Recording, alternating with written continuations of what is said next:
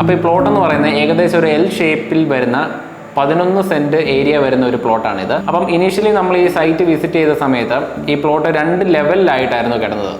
അതുപോലെ തന്നെ ഈ പ്ലോട്ടിൻ്റെ എൻട്രൻസ് എന്ന് പറഞ്ഞു കഴിഞ്ഞാൽ വളരെ നാരോ ആയിട്ടുള്ള ഒരു റോഡിൽ നിന്നായിരുന്നു ഇതിൻ്റെ എൻട്രൻസ് വരുന്നത്. ഇനീഷ്യലി നമ്മൾ ക്ലയൻറ്റുമായിട്ട് നമ്മൾ ഡിസ്കസ് ചെയ്തതിലൂടെ ഒരു 4 അറ്റാച്ച്ഡ് ബെഡ്റൂമും അതുപോലെ തന്നെ ഒരു ഓഫീസ് സ്പേസും ആയിരുന്നു ഇവരുടെ റിക്വയർമെൻറ്റിൽ വന്നത്.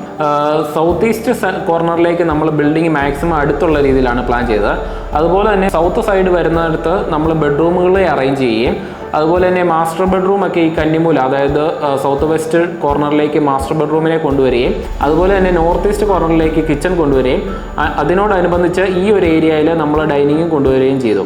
അതുപോലെ തന്നെ ഇതിൻ്റെ പ്രധാനപ്പെട്ട ഒന്നാണ് ഇതിൻ്റെ ഈ ഹൈലൈറ്റിംഗ് ജാളിവാൾ. സ്റ്റെയർ ഏരിയ വരുന്ന ഒരു പോർഷനിലാണ് ഈ ജാളിവാൾ പ്രൊവൈഡ് ചെയ്തിരിക്കുന്നത്. ഈ ജാളിവാൾ പ്രൊവൈഡ് ചെയ്തിരിക്കുന്നത് കൊണ്ട് തന്നെ ഇൻറ്റീരിയർ റൂം ടെമ്പറേച്ചർ നന്നായിട്ട് കുറയ്ക്കാനും അതുപോലെ തന്നെ നല്ലൊരു എയർ സർക്കുലേഷനും സൺലൈറ്റിൻ്റെ എൻട്രൻസും ഈ ജാളിവാൾ കാരണം നമുക്ക് കിട്ടുന്നുണ്ട്.